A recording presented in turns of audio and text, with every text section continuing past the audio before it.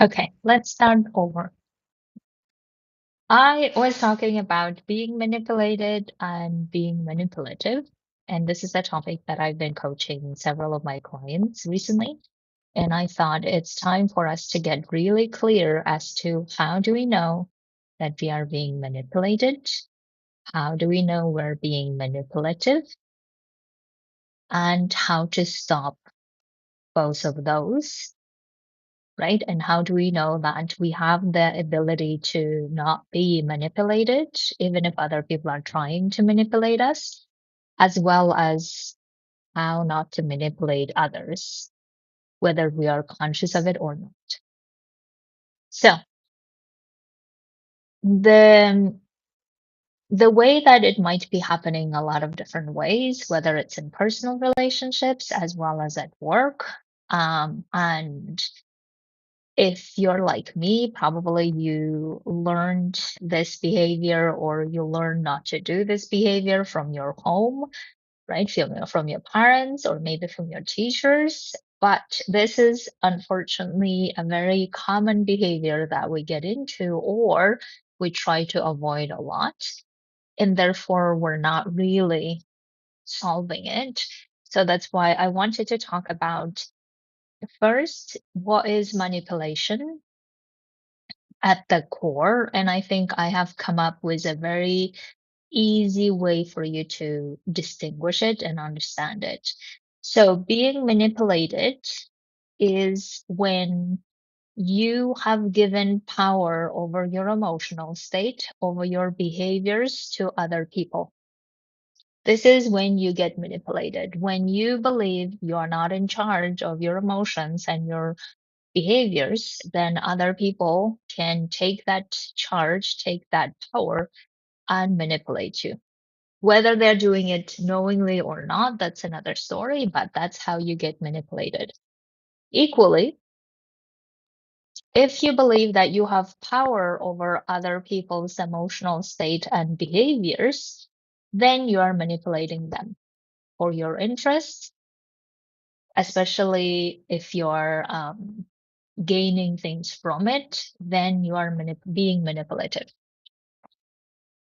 Now, let's get into a very practical examples of how this can look like in practice. So, as I said, that I've been coaching several of my clients on their parent relationships, and in all of these relationships, the thing that I've learned from them, which I think was true for me as well, where we feel like our parents are manipulating us by like doing things or saying things so that we get triggered or we get like pissed, whatever it is, frustrated, right? And then them getting us to doing things that we don't want to do, right? These are the very common scenarios that we may know. Now, in order to solve for it, a lot of my clients were telling me that they just avoid talking to parents.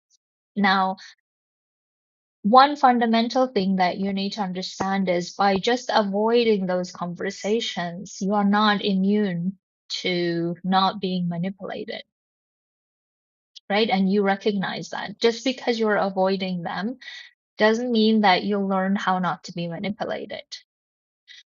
So that's why I would love for you to get really clear as to how you can build the relationships with your loved ones, relationships with whoever you would like to, where there is no room for manipulation.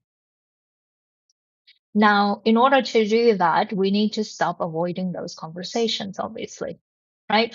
In order to do that, we also need to be in a state where we feel like we know how we are in charge of our own emotions and we don't need to be triggered by other people's whatever their manipulative techniques, because we cannot really say to people, don't do this to us. I mean, we can do that, but usually it tends not to work, right? We can say things like, don't manipulate me, this is manipulative. You can say those, except that this may not lead to the outcome that you desire most of the time. So therefore, one of the ways that we really need to understand is why are we being manipulated by them? Or another way of saying it is why are we allowing them to manipulate us? And I think this is a great space to start exploring about our own emotional state as to why are we emotionally being dependent on their behaviors, right? So why are we allowing them to manipulate in ways that we see that how that's manipulative? Excuse me, but we just feel like we're not able to do anything about it. And that actually, that inability keeps making us feel more manipulated or feel or making us be in relationships where we are likely to be manipulated. So in order not to be manipulated by anyone, if that's the goal, then we need to fundamentally understand that we are the only ones in charge of our own emotional state. No matter how much they threaten us, they get angry, they get aggressive, they get manipulative, whatever it is up to us to maintain the emotional state the way we want to. Now, it's obviously challenging, right? Challenging not to react, challenging not to be triggered, challenging not to be saying things, absolutely. But if we don't fundamentally understand that we are the only ones who are in charge of our own emotional state and therefore our actions and inactions, then we start understanding that other people have no power over us. They have no power manipulating us unless we allow them. And the more we start recognizing it, we start also recognizing that we also cannot manipulate other people, right? So, in other words, we also cannot control other people or want other people to be behaving exactly the way we want them to so we can get this outcome because people behave the way they always do. But if we are trying to do that, what we are really saying is that we have the power over them. And I don't think that's really what we want, though, right? So, an example of us being manipulative could be a lot of the time is when we are people pleasing, getting other people's approvals, right? Even though that's not how we behave or that's not how who we are, let's say. But in that relationship, we are behaving the way that we believe they approve. Therefore, we can get the outcome we want. That's us being manipulative, right? We are manipulating their emotional state, meaning that we're like adjusting and fitting into what they would like us to behave and getting the thing that we want. That is how we are being manipulative. And recently, even my coach pointed out to me that Asal, if you keep people pleasing, you are manipulating. And I'm like, oh my God, that's the last thing I want to be manipulative, right? But of course, I am a recovering people pleaser and I keep working on it and it's damn hard. But also, I realize the fundamental truth about people pleasing is to do things the way that other people would like so that I can get the thing out that I want is pretty damn manipulative, right? And if I don't want to be a manipulative person or I don't want to manipulate or I don't want to be manipulated by other people, then I need to learn how to build healthy relationships where manipulation is not even necessary. Because manipulation is usually used to control the other person's behavior or to match other person's behavior the way we want to, right? But if we understand that we cannot manipulate other people because their emotional state, their behaviors is totally up to them, then we start realizing, okay, why are we then trying to do things to get them agree with us or to get them do things the way we want to, right? The same goes for being manipulated, right? If we say, okay, I'm being manipulated and I have no choice, what we're really saying is that I'm not in charge of myself. That's really what we're saying. I'm not in charge of my thinking process. I'm not in charge of my emotional state. I'm not in charge of my actions, behaviors. Therefore, I'm being manipulated. And for some people, it may sound so true, right? And I can really relate to that, that it just feels like other people can offend us, make us frustrated, aggressive. Other people can make us do things that we don't want to do. A lot of people at work feel that way, right? They just feel like they have to keep doing things that I don't want to do against their will, as if. And if we keep doing that, then what we're really saying is that we're not in charge, right? If we're saying we're not in charge, then we also need to be really clear as to who is in charge and why. And if we don't want to answer that question with, well, other people are in charge, then we need to realize that we have the ability not to be manipulated if we don't want to. And in order not to be manipulated by others, the biggest thing that we need to do is understand that our emotions only come from us. They don't come from them, from other people. Our emotions may come as a reaction to other people's statements, behaviors, all of this, but still that's coming from us, from our own perception, our own reaction, our own way of seeing the world. So, how would a conversation look like where I'm not being manipulated? Let's look at it. So, I have given this example once in the past. I will give this same example again. So, I had a very difficult conversation with my mother at some point. I think it was this year, earlier this year.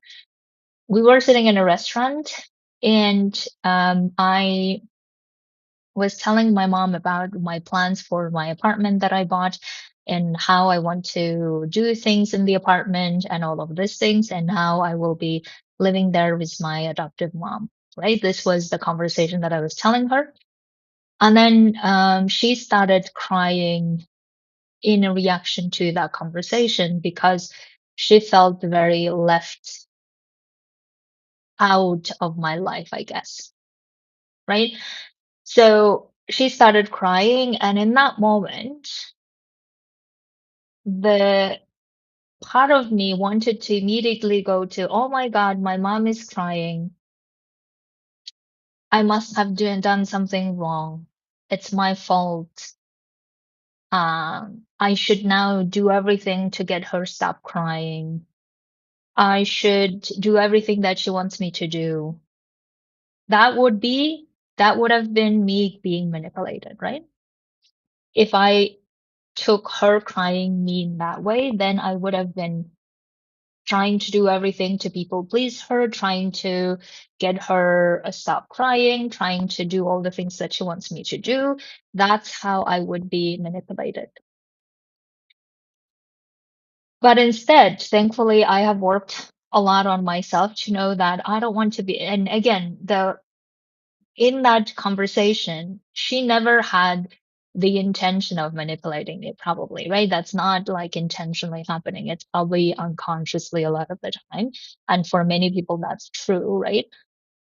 But instead, in that moment, when I saw her crying, I was calming myself because it was a bit of a difficult situation, right? But then and we have a long history of my mom wanting to be in my life and then not being in my life and me being in adoption and all of those things, the history behind it, right? So that's why as I kept staying there for her as she cried and she got out of it, and she immediately wanted to go away. She said, I cannot stay here. I need to go away. I feel so bad and all of this.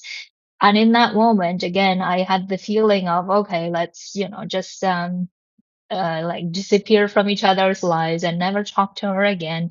That was, of course, one of the reactions. Then I was like, okay, I don't want to do that, right?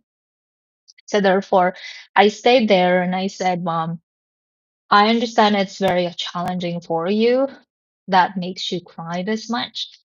But if we go away now and keep trying to avoid each other, then we will never have the conversations that we will need to have to get through this, right? And the way that I didn't want to be manipulated in that moment is to say, okay, I am calm and I hear it's not easy for you, but at the same time, this is how I would like to do things. This is my way of doing things, right? And if you don't like it or don't agree with it, it's okay. I'm accepting that. I'm also here to work through this conversation and work through our history together. Because if we keep avoiding and keep running away from each other, then we will never have healthy relationships with each other. That's how a conversation can go, where we are not letting the other person manipulate us, even if it's not intentional. Again, as I said, I don't think people want to do that because it's fun to do that, right? They have their own stories behind, and therefore they just feel like if they get very emotional about it, then maybe we'll just jump into understanding and just doing things with the way that they would like to. And that type of manipulation, we don't need to be part of if we don't want to. So that's how it can look like, where we are not being manipulated by someone else if we don't want to, right? So seeing that other people's emotions are their emotions, it doesn't mean we need to judge them. It doesn't mean we need to change them. It doesn't mean we need to now make everything better or do all the things that they want to, all of those things. It doesn't mean any of that, right? It just means that, okay, at least for ourselves, we have our emotional state the way we would like to, and stay there with compassion until the person goes through their emotions, if they're emotional, and then get to the core of why this is happening. And the more we go to the core of why this is happening, we're able to do something with it rather than keep either avoiding them or keep being afraid of them, keep worrying that we will get manipulated and we will not know what to do, because those are the things that will keep us away from our own power of doing things in that moment. The same goes for being manipulative with others, right? So let me describe you an example where manipulation is not involved. So being manipulative would have been if I said, um, let's take a work example, right? If I said to my boss that, oh, this is the project that I don't agree, but I'm going to keep saying yes to it and not really say anything about my professional opinion because I'm afraid of uh, losing my job, or I'm afraid of not getting my contract extended. That would be manipulative because I am seeking my interests rather than seeking the interests of the people that I'm serving. That would be manipulative, right? Now, if I say, I don't want to be manipulative, how would that situation go, right? So the situation that with that boss would go something like this, is that I trust as a professional, I'm able to voice my opinion in the way that's constructive. I also trust that my boss is able to take that opinion as a professional, and I will voice the opinion the way that I do for the interest of the people I'm serving, irrespective of this means that I will lose my job or not. Because if we keep being afraid for losing a job every time, then we cannot be in integrity with ourselves. We cannot pursue our values the way we want to. And therefore, we feel even worse then had we learned to trust ourselves and feel our confidence in, if we're not able to do this in this environment, then we will do another environment, right? That's what not being manipulative looks like. So you see, therefore, in the in both scenarios, what I'm really saying is that, okay, I am in charge of my own emotional state and I want to feel trusting, confident to say and voice my opinion, professional opinion. And I'm also trusting the other person taking it the way that I intend to. But if they're not able to take it, then I'm not going to change my mind, or I'm not going to do something else, or I'm not going to stop saying things because I'm afraid they are not going to be able to take it, because then I'm controlling their emotions, right? Then I'm controlling how they're thinking, how they're feeling, or believing that I have that ability to control, or I have that power to control. And that's where we get into trouble, right? So that's why understanding that we cannot be responsible for other people's emotions. We cannot also decide for other people's emotions. We cannot foresee other people's emotions and behaviors. Understanding that fundamental truth, that we cannot be responsible for other people's emotions, and the only responsibility we have is with our own emotions and our own behaviors, lets us free from all types of manipulations, right? It allows us to be free of manipulations, of either being manipulated or being manipulative. And again, whenever I talk about this, people always are like, well, but then we're just going to go and offend other people. But I don't think we really do that. I've never met any human and humanitarian going around saying, okay, how can I offend all the people today? Right? Because that comes from unhealthy situation of that person's background. So I don't even want to talk about those extreme cases, because I think that's another category, right? But usually in the professional setting, as well as in personal lives, I think it's safe to say that many people want to have great relationships at work, in the personal lives. They want to relate relationships where it's of mutual love and understanding and respect, um, honesty, and free of manipulations, right? And the only way that we can really get to not manipulating others, or being manipulated by others ourselves, the only way to do that, to recognize that we always have the power over our own emotional state and our own behaviors, and we have that agency. And if we're saying we are being manipulated, we're also saying we have given that agency and power to other people. And the question always is, why did we do that? And we cannot keep expecting other people to change so that we're not manipulated, because I have done this many times and it seems like we can keep waiting if that's the case. Okay, my dears, I hope that this was useful for you to understand the fundamentals of how not to be manipulated and how not to be manipulative. And if you would like to work on this or join my group coaching on how to make your UNP3 salary, as well as transition to the private sector, then come coach as me. The enrollment is finishing this weekend. Okay. Have a beautiful week. Talk to you soon.